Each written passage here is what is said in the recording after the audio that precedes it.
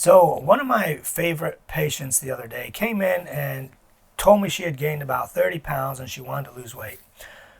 So I told her, oh, great, you've come to the right place. That's actually one of my specialties. What have you done or what do you want to do? Talk to me. That's how I approach all my patients. Like, hey, I'm not here to force my opinions and thoughts on you, but tell me what you've tried. Let's talk about it.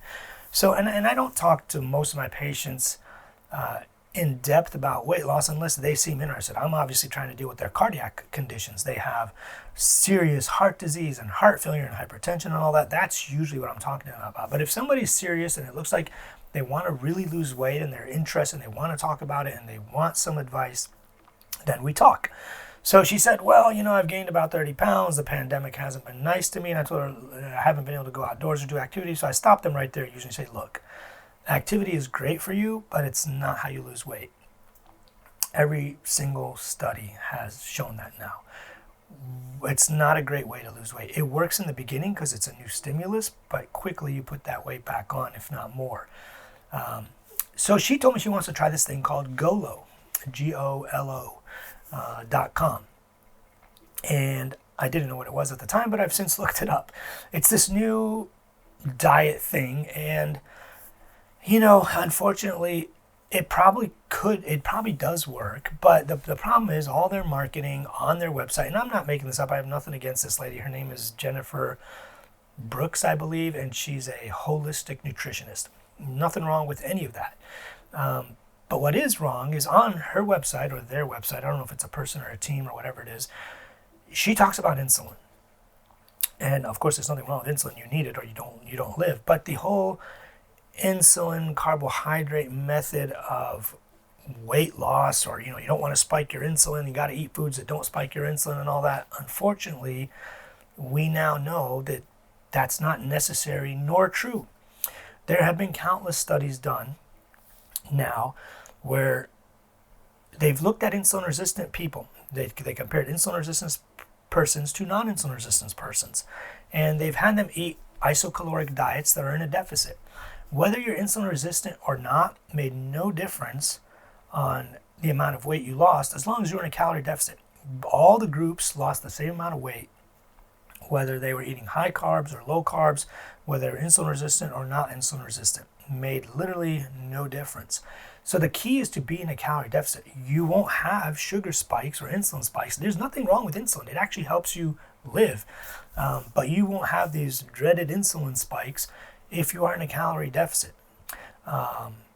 So that's one thing I didn't like. I mean, I thought we kind of know this by now. I mean, as a nutritionist or maybe a registered dietitian, I think she's a nutritionist, but a registered dietitian or anybody who studied metabolism and nutrition at a reputable place should know this by now. Insulin does not cause weight gain within the absence of excess calories. If you're eating too many calories, yeah, you're going to gain weight. It's not insulin's fault. That's what insulin does. That's like saying, your lungs are going to be oxygenated when you breathe air. Well, sure, you need oxygen to live, and air has oxygen, and when you are breathing in air, you're going to get oxygen, you're going to live. Same thing with insulin. Insulin has a role in the body that it plays to help store excess calories and other functions, but we're mainly concerned about storage of excess calories. If you eat excess calories, first of all, they go into your muscles as glycogen, but there's not a lot of storage area in your muscles. They're already pretty full of glycogen. If you're eating too many calories to begin with, they're already pretty full of glycogen. The next place is to put it into fat. And obviously insulin's job is to get the sugars out of your bloodstream and into these storage facilities. It's like a messenger, almost like somebody carrying boxes and putting them on shelves. But if you're not eating enough calories and you're in a calorie deficit, none of those things happen. You have insulin, obviously, because you need it to live, but you don't store things as fat. You actually burn fat. But that was the one thing that I definitely did not like with their website. No, I'll put it up here or like maybe on this side. But this is directly from their website or her website. The other thing is they're selling some supplement bottle called Release. Now, I don't know if you've watched or read a lot of my videos, but there is no fat burners that are legal. So supposedly this release helps you metabolize things and burn fat faster and all this. I don't know, I read the details. I looked at the ingredients. None of the ingredients or things listed in there, if it even contains them, actually cause weight loss. There are some drugs and medications and substances that do cause weight loss. They are prescription drugs because they're controlled substances. You cannot sell these things over the counter or in a supplement stack or a supplement pill or a multivitamin or any of that. There's phentermine, there's Contrave, Belviq was taken off the market, but there's all kinds of stuff that does work for weight loss.